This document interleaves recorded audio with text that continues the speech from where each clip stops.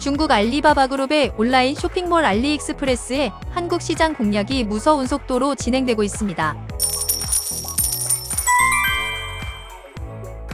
알리는 국내 온라인 쇼핑몰 순위에서 티몬과 위메프를 제치고 단숨에 4위에 올라섰습니다.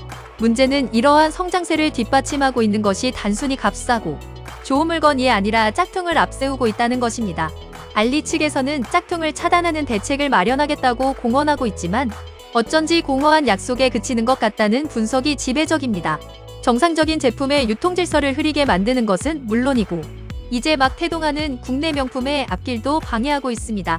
이런 부작용에도 불구하고 마땅한 제재 수단이 없다는 이유로 알리 측이 선의만 바라고 있는 우리의 현실이 더욱 난감한 게 사실입니다.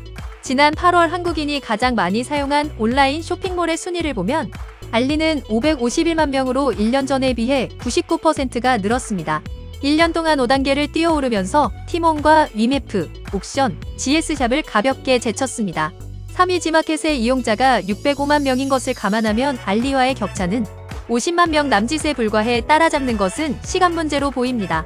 국내 온라인 쇼핑몰들이 수천억 원을 투자해 몇 년에 걸쳐 확보한 경쟁력을 1년 남짓한 짧은 시간에 이뤄낸 것입니다. 물론 이러한 고속 성장 뒤에는 알리 측의 적극적인 투자도 있었습니다. 한국 온라인 쇼핑 시장을 세계에서 5번째에 해당하는 핵심 시장으로 보고 투자를 늘려왔습니다. 한국과 가까운 산둥성의 대규모 물류 창고를 확장하고 CJ 대한통운과 손잡고 배송 기간을 5일 이내로 단축하면서 반품 절차도 개선했습니다. 또 유명 배우를 광고 모델로 기용하며 적극적인 광고도 병행했습니다. 알리의 가장 큰 강점은 저렴한 가격이라고 하지만 여기에 숨겨진 것이 바로 짝퉁입니다. 알리에서 상품을 검색하다 보면 유명 브랜드의 디자인을 차용한 짝퉁이 쏟아져 나옵니다. 10만 원이 넘는 제품이 대부분 3만 원에서 4만 원에 판매되고 있습니다. 모두 짝퉁입니다. 이 밖에도 고가의 헤드폰은 물론 스마트워치와 같은 전자제품도 어렵지 않게 짝퉁 제품을 찾을 수 있습니다.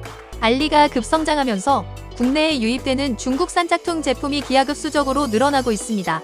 지난해 국내로 반입되다가 통관검사에서 적발된 짝퉁은 62,326건으로 5년 전에 비해 무려 6배가 증가했습니다.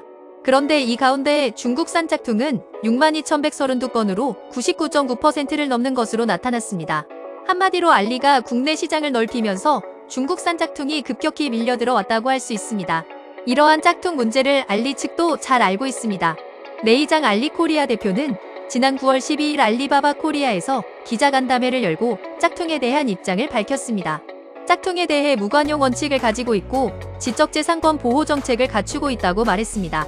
또 코트라 등과 협력해서 짝퉁을 막겠다고 했으며 더불어 판매자가 제품을 올릴 때부터 짝퉁이 아닌지 필터링하고 필터링이 안 되는 제품은 삭제하거나 스토어 계좌를 폐쇄하겠다고 언급했지만 2달이 지난 지금도 짝퉁은 여전히 검색으로 찾을 수 있습니다.